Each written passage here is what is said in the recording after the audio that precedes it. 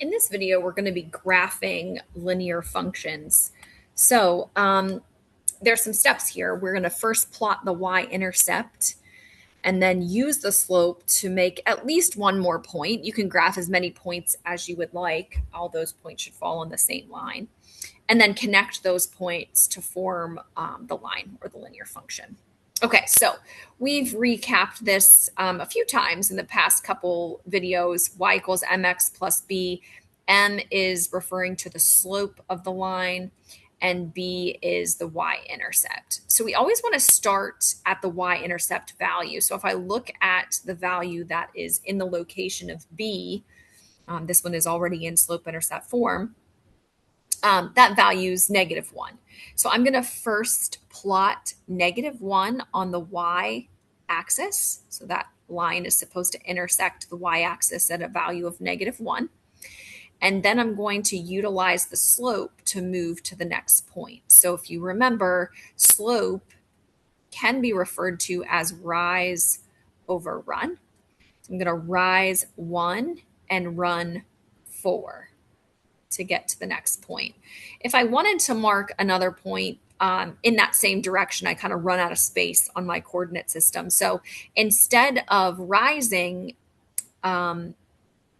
to like up and running to the right, if I were to make these both negative, a negative divided by a negative makes a positive number. So that would still indicate a positive slope. So again, thinking rise over run, if those values are both negative, the rise, I wouldn't move up, I would move down to go in the negative direction. And the run negative direction would be to the left. So notice that point is also on the same line as the previous point was.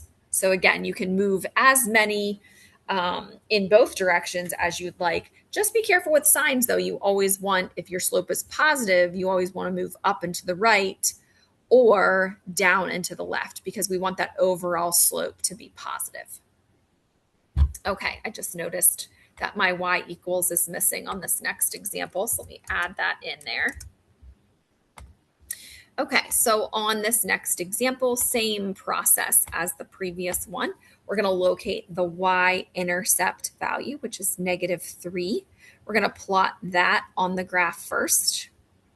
Our slope is -3. I'm going to make that, this is our slope, the m, a fraction by just sticking it over 1. So notice now when I'm thinking rise, my rise is negative. So I'm going to go down 1, 2, 3. I'm technically off the graph right now and run +1. So if I didn't want to plot that because it's kind of off the coordinate system here, I get to choose where that negative sign goes as long as I'm not putting it with both the numerator and the denominator because that would make a positive slope. I could choose to put it with the numerator or the denominator. So if I choose to put that negative sign with the denominator, now my rise is positive, but my run is negative.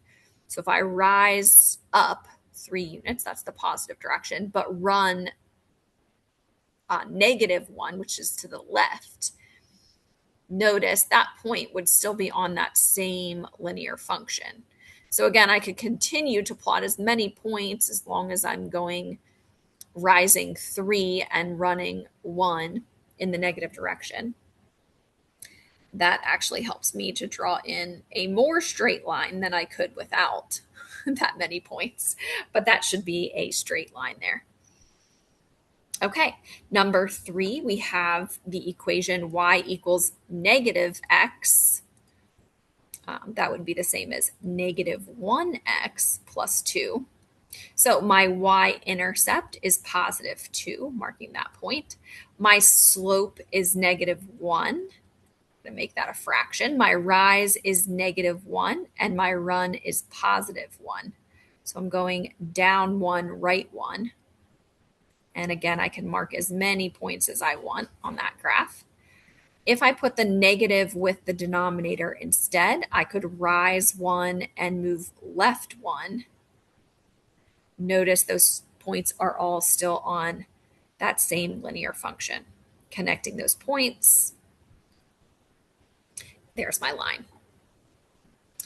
All right, the next example, we see the equation y equals negative 4/3 x minus 4.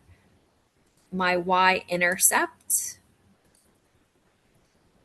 is negative 4, marking that on the graph first.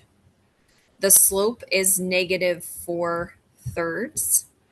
I don't really have enough space to go down, so I'm going to move that negative to the denominator instead. So I'm going to rise 4 and run negative 3.